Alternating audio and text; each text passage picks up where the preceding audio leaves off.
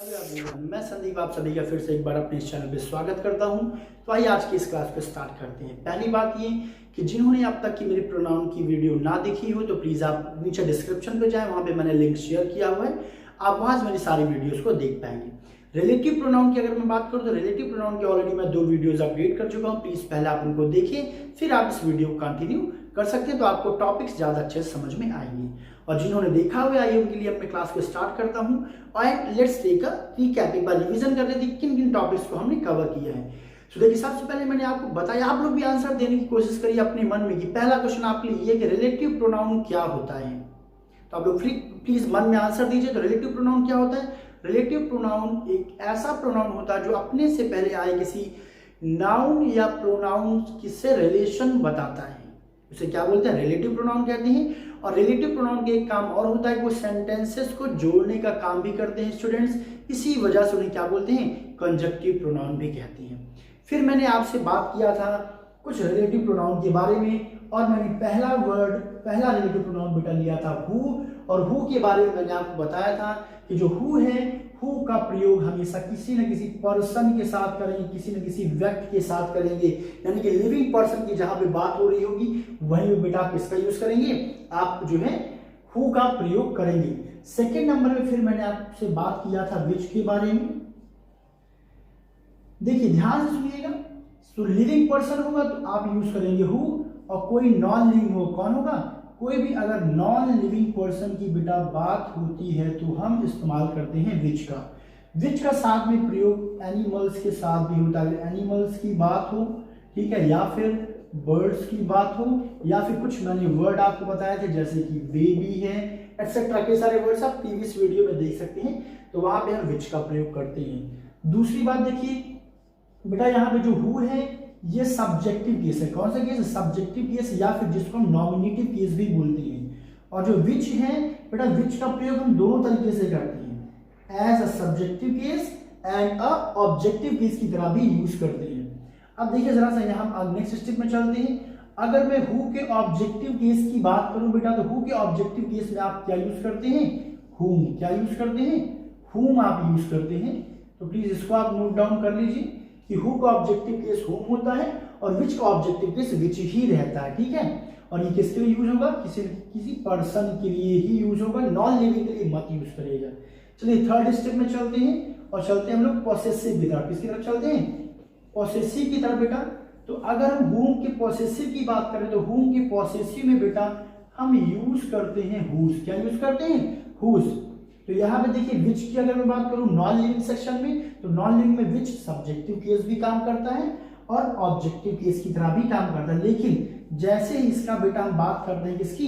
Possessive case की बात करते हैं, तो देखिए होता क्या है, यहाँ पे इसका पॉसेसिव होता है ऑफ विच, ठीक है। और इसका जो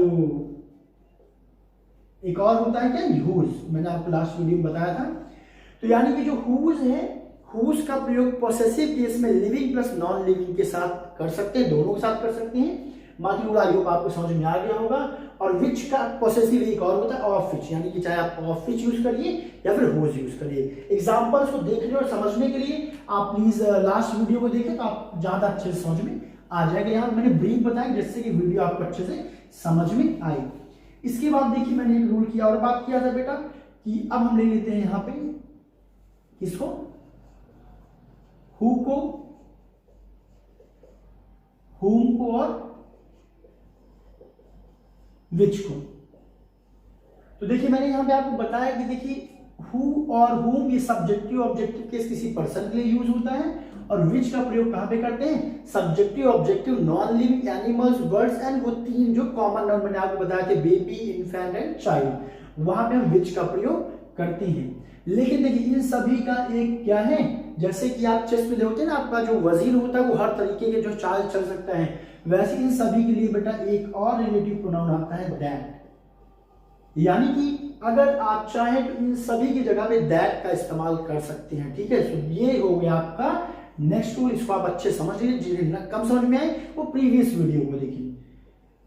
तो इन तीनों जगह पे आप इसका यूज कर सकते हैं दैट का। लेकिन मैंने आपको बताया था कि अगर कोई एग्जाम्पल ऐसा है, अगर उसमें क्या तो रिलेटिव क्लॉज पहले कॉमा लग गया, क्या लग गया, कॉमा लग गया, तो आप दैट का यूज नहीं कर सकते हैं। ठीक है, इन तीनों के जो दैट का यूज कर सकते हैं, लेकिन एक केस है जब आप दैट का यूज ना करके आप इन्हीं को सुटेबल जो है यूज करेंगे। वो केस क्या है, जब वहां पे कॉमा लग जाए। इसका एग्जांपल देख लेते हैं, फिर हम लोग आगे बढ़ते हैं, कुछ नया रूल की बात करते हैं। तो देखते हैं यहाँ पे, देखिए दिस इज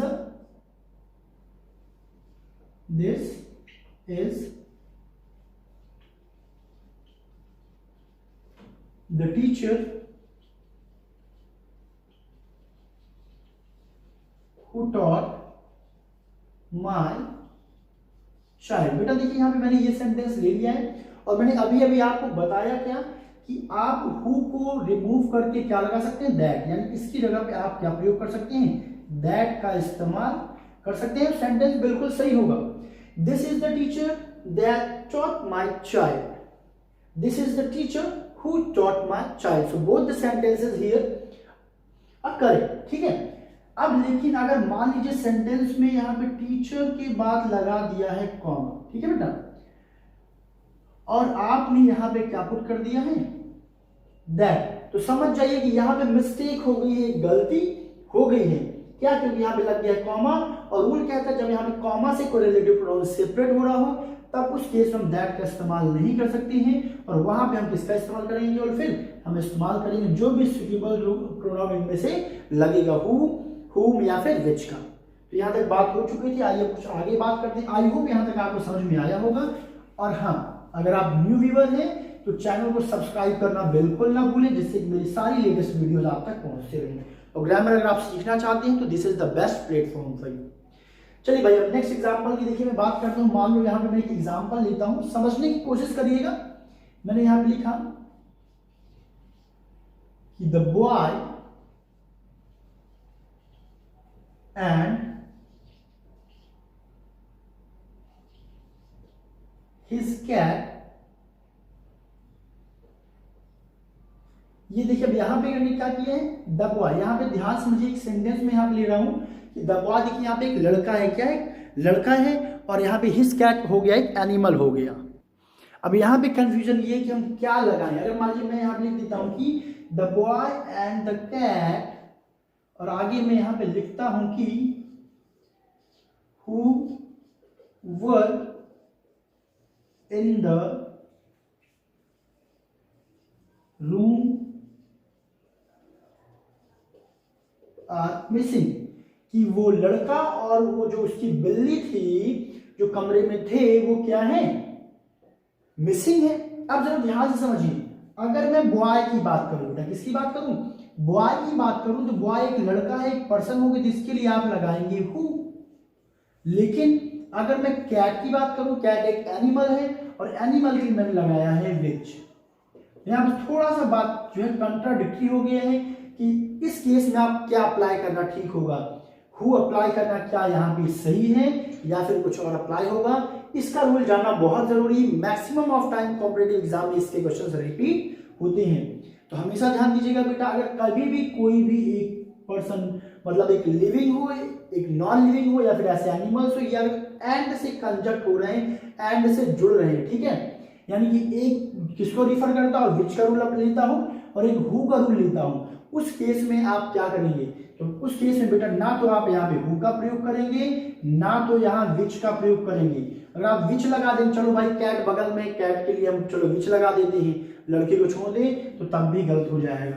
तो वहां पे बेटा आपका रूल नंबर नेक्स्ट आएगा, और वो रूल नंबर कहलाता है ये, कि अगर कहीं भी कोई भी दो नाउन एंड से जुड़ रहे हैं, जिनमें से एक क्या है, कोई व्यक्ति है या व्यक्ति को रिफर करता है, और दूसरा क्या है, कोई एनिमल, नॉन लिविंग बर्ड्स आदि को रिफर करें, जहां पे विच बेसिकली लगा करता था जो प्रीवियस रूल के अकॉर्डिंग, ऐसे कोई दो नाउन कंजक्ट हो, तो बेटा ना तो वहां पे आप हु लगाएंगे, ना तो आप वहां पे विच लगाएंगे, वहां पे आपको क्या लगाना है, दैट लगाएंगे। आई होप ये रूल आपको समझ में आ गया होगा।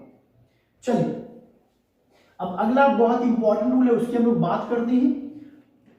अब देखिए मान लीजिए कभी भी बेटा किसी भी सेंटेंस में अगर सुपरलेटिव डिग्री की बात हो, sorry I hope superlative degree क्या होता है आपको मालूम है।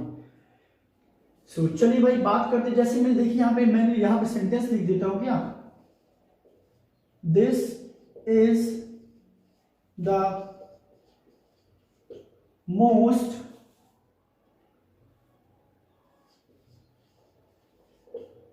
ब्यूटीफुल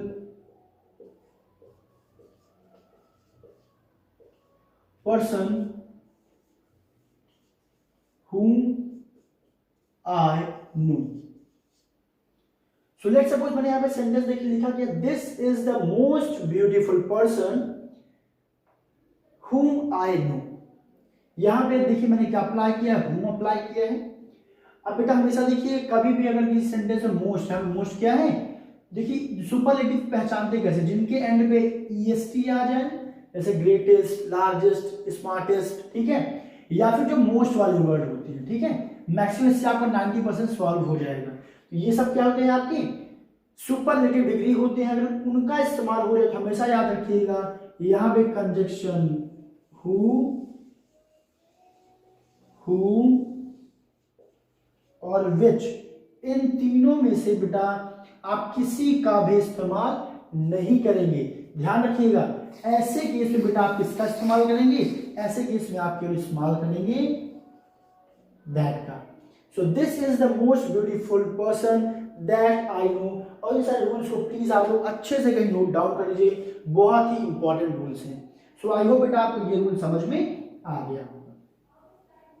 सो हमने दो रूल की बात की, अगर कहीं पे अगर एंड से कोई चीज जो है क्या हो रहा हो, दो नाउन ऐड हो रहा हो, एक हु का रेफरेंस हो, एक विच का रेफरेंस है हो, तो उसमें आप क्या कंजक्शन यूज करेंगे, वहां पे आप क्या रिलेटिव प्रोनाउन यूज करेंगे, आप यूज करेंगे दैट का। और हमने देखिए बात कर लिया सुपरलेटिव डिग्री के बारे में। अब देखिए हम नेक्स्ट बात करते हैं बेटा, यहाँ पे एक चीज और जो मैंने मिस कर दिया उसको चलिए मैंने यहाँ पे डिस्कस कर लेते हैं। देखिए दैट, सो देखिए हमने जो है बेटा अगर हम बात करें हु के पॉसेसिव केस, किसकी बात करें, हु का पॉसेसिव केस क्या होता है, हुज होता है, ठीक है।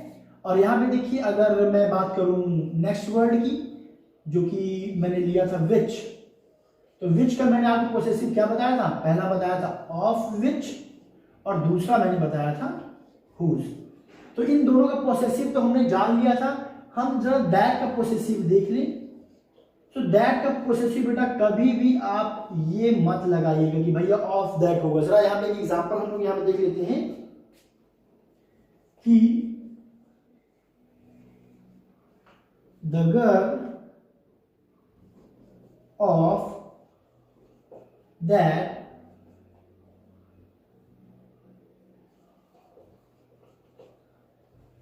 वॉक्स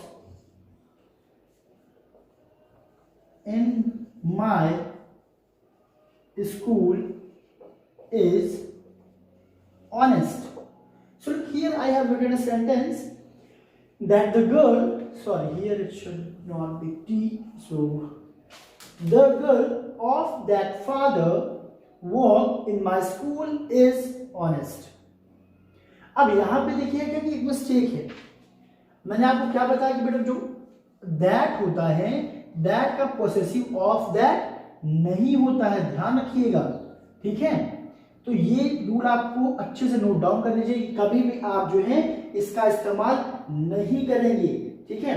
दैट की जगह पे आप ऑफ दैट का प्रयोग कभी भी नहीं करेंगे। आप वहां पे क्या यूज करेंगे, आप यूज करेंगे हुज। किसका इस्तेमाल करेंगे, आप हुज का इस्तेमाल करेंगे। यानी कि द गर्ल ऑफ दैट को आप क्या करना है, आपने रिमूव करना है, उसे आपको हटाना है।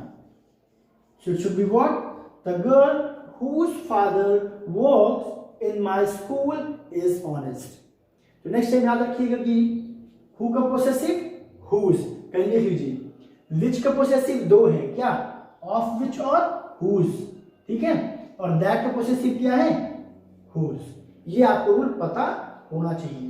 और इसके बाद जो मैंने आपको बताया था अभी फिलहाल कि सुपरलेटिव वाला, आई होप आपको बेटा समझ में आ गया होगा। इसको आप लोग अच्छे से कहीं नोट डाउन करके रख लीजिए। आइए नेक्स्ट रूल की बात करते हैं। अगर बेटा आपको याद हो, जिन्होंने मेरी प्रीवियस क्लासेस अटेंड किया हुआ है, मैंने बात किया था इंडेफिनिट प्रोनाउन के बारे में। किसके बारे में बात किया था, इंडेफिनिट प्रोनाउन के बारे में मैंने आपको बताया था कि इंडेफिनिट प्रोनाउन क्या होते हैं। मैंने कुछ एग्जांपल्स मैंने आपको देखिए बताए थे, जैसे कि मान लीजिए मैंने यहां पे लिया था क्या, everyone, someone, anyone। सो ऐसे कई सारे मैंने आपको बताए थे क्या बेटा, जो क्या होते हैं इंडेफिनिट प्रोनाउन होते हैं।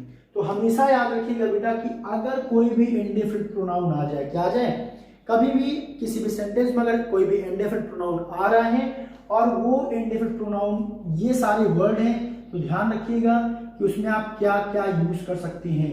तो पहला वहां पे बेटा आप क्या यूज करेंगे, आप यूज कर सकते हैं हु, और दूसरा आप यूज कर सकते हैं दैट।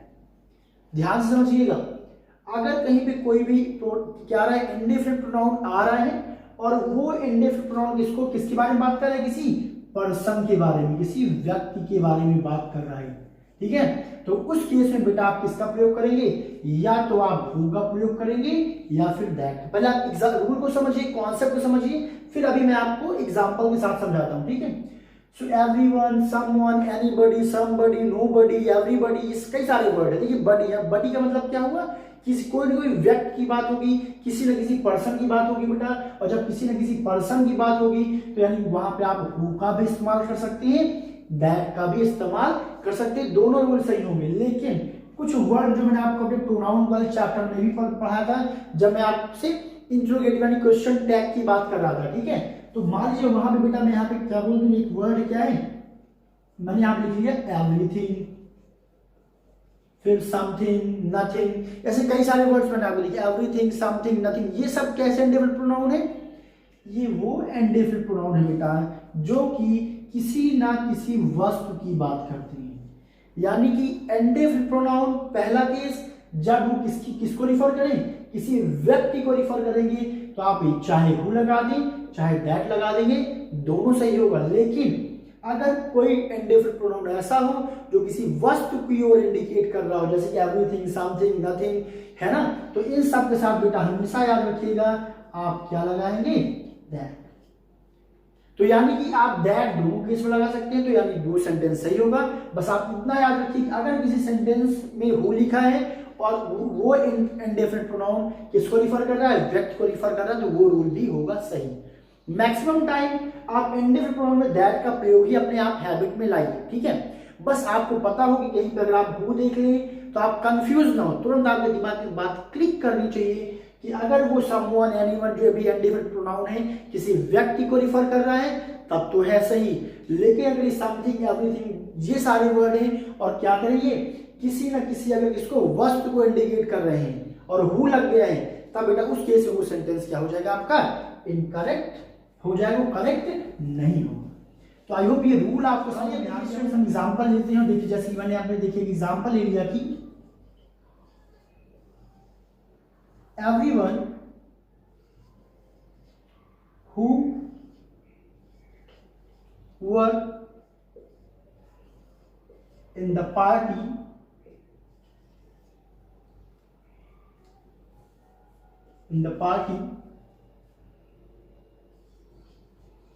are my friends। यहां मैंने ये एग्जांपल देखिए ले लिया है।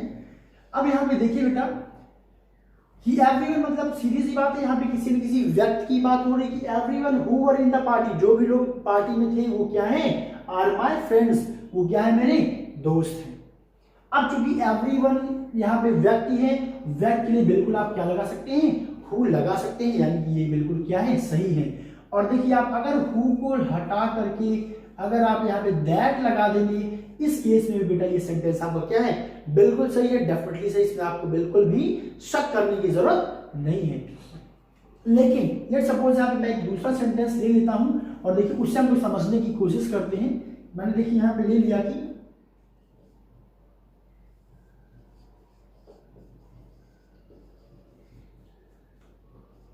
ये सेंटेंस लिखता हूं,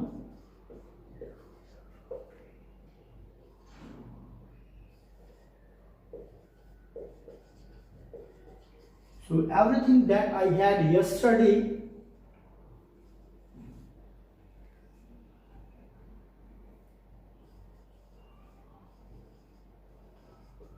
are missing। मैंने मान लो ये सेंटेंस ले लिया कि everything that I had yesterday are missing, जो कुछ मेरे पास कल था वो क्या है, मिसिंग है, वो सब गुम हो गया है। तो जरा यहां से ध्यान दीजिए कि एग्जांपल्स में समझाने की कोशिश कर रहा हूँ, डोंट थिंक एग्जांपल कैसा है, आप बस रूल को समझने की कोशिश करिए। So everything that I had, देखिए एवरीथिंग क्या कर रहा है, किसी ना किसी वस्तु को इंडिकेट कर रहा है बेटा, ठीक है। और यहाँ पे किसका इस्तेमाल हुआ है, दैट का इस्तेमाल किया गया, यानी कि सेंटेंस बिल्कुल क्या है, सही है। अब गलती कहां पे होगा, आपके एग्जाम में क्वेश्चन कैसे आएगा, यहां पे लिख देगा क्या, हु, एवरीथिंग या हु, मान क्या, एवरीथिंग whom I had, और ऐसे यहाँ पे गैप बना दिया, और आपसे बोलेगा आप एरर पता लगाइए, तो आप तुरंत बोलेंगे भैया एरर कहां पे है, यहां पे है। क्यों, क्योंकि एवरीथिंग के साथ में आपको क्या यूज करना था, आपने यूज करना था दैट, ठीक है। सो ये था आपका एवरीथिंग यानी कि इंडेफिनिट प्रोनाउन का रूल, कि इंडेफिनिट के रूल में आपको क्या ध्यान देना है बेटा, कि अगर एवरीवन, समवन, समथिंग, ये जितने भी वर्ड्स हैं, ठीक है, ये सारे वर्ड अगर किसी पर्सन, किसी व्यक्ति के लिए, ठीक है, तो आप चाहे हु लगाइए चाहे दैट लगाइए। लेकिन एवरीथिंग वगैरह ये सारे जो वर्ड्स अगर किसी वस्तु को इंडिकेट कर रहे हैं, किसी एनिमल को इंडिकेट कर रहे हैं, किसी बर्ड को इंडिकेट कर रहे हैं, तो आप केवल और केवल किसका इस्तेमाल करेंगे, दैट का इस्तेमाल करेंगे। अब चलिए जरा एक बहुत ही जो अलग से ग्रामर पढ़ाई जाती है रिलेटिव प्रोनाउन में, उसको हम लोग जानते हैं, और वो प्रोनाउन है बेटा ऑल की। इसकी प्रोनाउन है ऑल की, तो इसको आप कॉपी लीजिए, पेन लीजिए और नोट डाउन करना शुरू करिए। देखिए ऑल में जो पहला रूल हम पढ़ाते हैं बेटा, all plus uncountable noun. Second rule हम आपको पढ़ाते हैं, all plus plural countable noun. ये सब रूल को प्लीज आप लोग पेन कॉपी ले लीजिए और बढ़िया अच्छे से आप लोग लिखते जाइए, जिससे कि आप कहीं भी कोई भी कंफ्यूजन ना हो, ठीक है। थर्ड नंबर, ऑल किसी व्यक्ति के लिए। फोर्थ रूल में आपको इसमें पढ़ाऊंगा, ऑल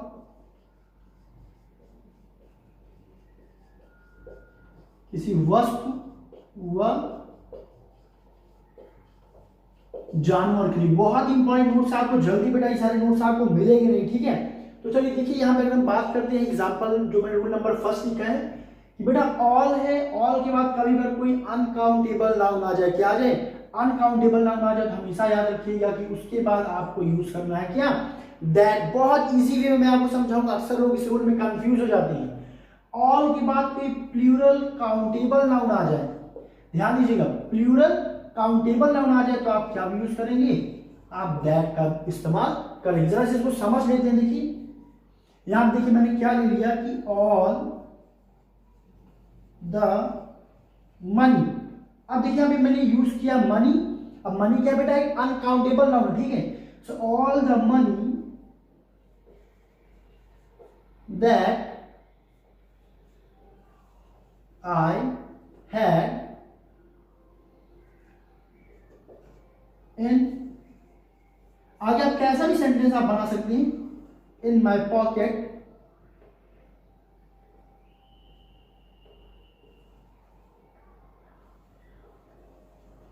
हैज बीन लॉस्ट। फिलहाल देखिए सेंटेंस मैं लिख देता हूं समझने के लिए। सो देखिए आपका जो फोकस है यहां पे होना चाहिए, ठीक है। सो मैं क्या समझा रहा हूं, देखिए यहाँ पे लगा हुआ है बेटा ऑल, ऑल के साथ जो ऑल के बगल में देखिए जो वर्ड आते हैं मनी, मनी एक अनकाउंटेबल है, और जब अनकाउंटेबल है तो आप क्या लगाएंगे, दैट। यहाँ पे आप whom, which, इनका प्रयोग आप नहीं करेंगे, यानी कि ऑल के साथ अनकाउंटेबल नाउन है तो क्या लगाएंगे, दैट लगाएंगे। अब देखिए सेकंड वाले रूल को समझने की कोशिश करते हैं, जो मैंने लिखा हुआ है क्या, कि ऑल की बाद अगर कोई भी बेटा क्या जा रहे हैं, प्लूरल काउंटेबल नाउन, समझने की कोशिश करिए। जैसे कि मैंने यहां पे लिखूं कि ऑल द पेन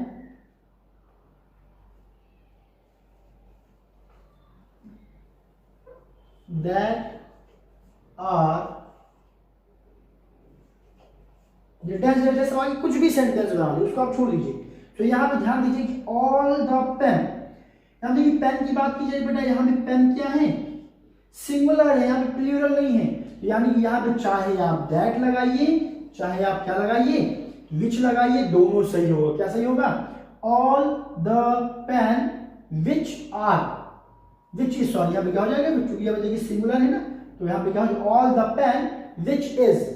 बट अगर मान लीजिए यहाँ पे मैंने क्या क्या कर दिया, पेन्स, क्या कर दिया बेटा मैंने यहाँ पे पेन्स कर दिया, तो आप बोलेंगे ऑल द पेन्स दैट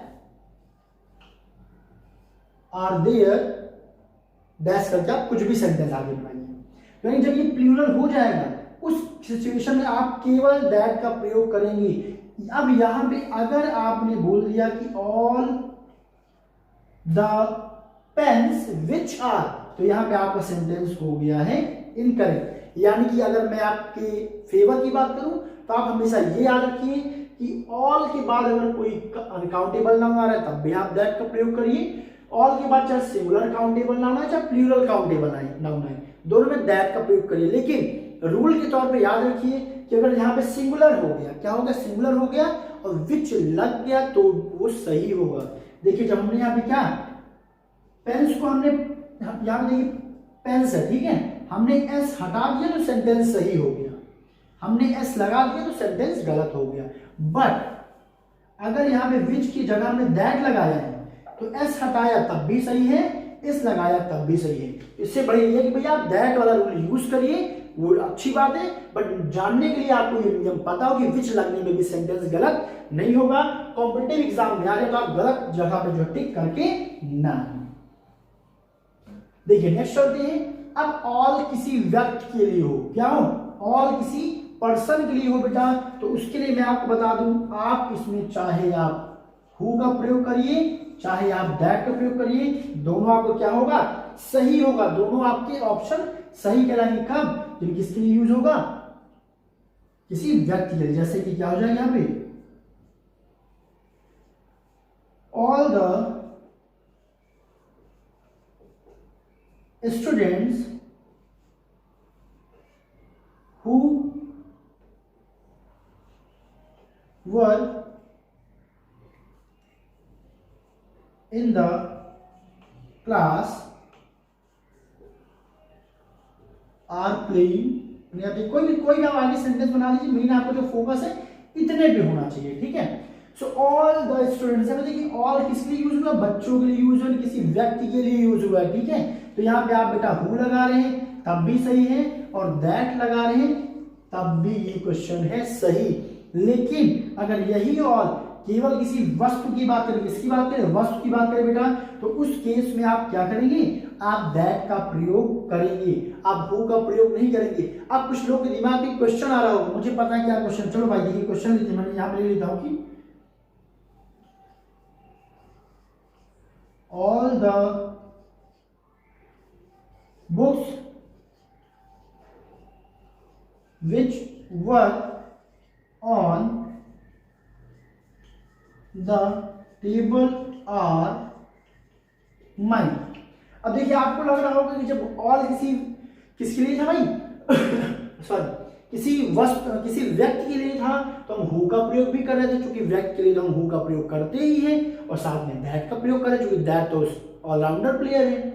तो उसी तरह आपके दिमाग में आ रहा होगा ऑल अगर वस्तु या जानवर के लिए हो तो हम विच का भी प्रयोग करेंगे और दैट का प्रयोग भी कर सकते हैं। नहीं, इसमें आपको थोड़ा सा सावधानी बरतनी है बेटा कि अगर क्वेश्चन में ऑल लगा हो, क्या लगा हो, ऑल लगा हो, और वो ऑल किसी वस्तु को इंडिकेट कर रहा हो, किसी एनिमल बर्ड्स को इंडिकेट कर रहा हो, तो उसमें आप अगर विच लगा दे रहे हैं तो वो हो जाएगा गलत, ठीक है। यहां पे आपको ध्यान देने की जरूरत है, वहां पे आप केवल और केवल किसका यूज करेंगे, दैट का। जब मैंने यहाँ पे दैट का प्रयोग कर दिया भैया ये सेंटेंस हो गया आपका सही। आई होप ये बात आपको समझ में आ गई होगी। चलिए एक दो रूल्स की बात और कर लेते हैं, फिर आज की इस वीडियो को यहीं पे ओवर करते हैं। आई होप आपको समझ में आ रहा होगा, और प्लीज अगर आपको वीडियो अच्छी लगे तो लाइक करना बिल्कुल ही मत भूलिएगा।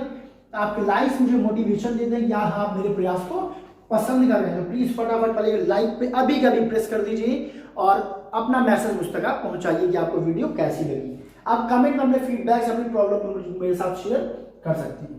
तो देखिए अगला जो रूल मैं आप लोगों के लिए लेके आया हूं वो बहुत ही बेहतरीन रूल है, और वो रूल ये है कि दसिंग बहुत ज्यादा ये एग्जाम में पूछा जाता है, ठीक है।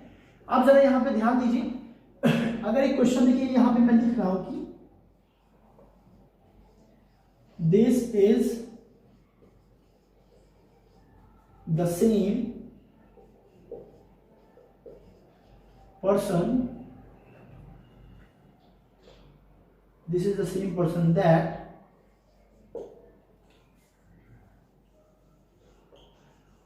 cheated me। एक सेंटेंस और लिख रहा हूं मैं, this is the same pen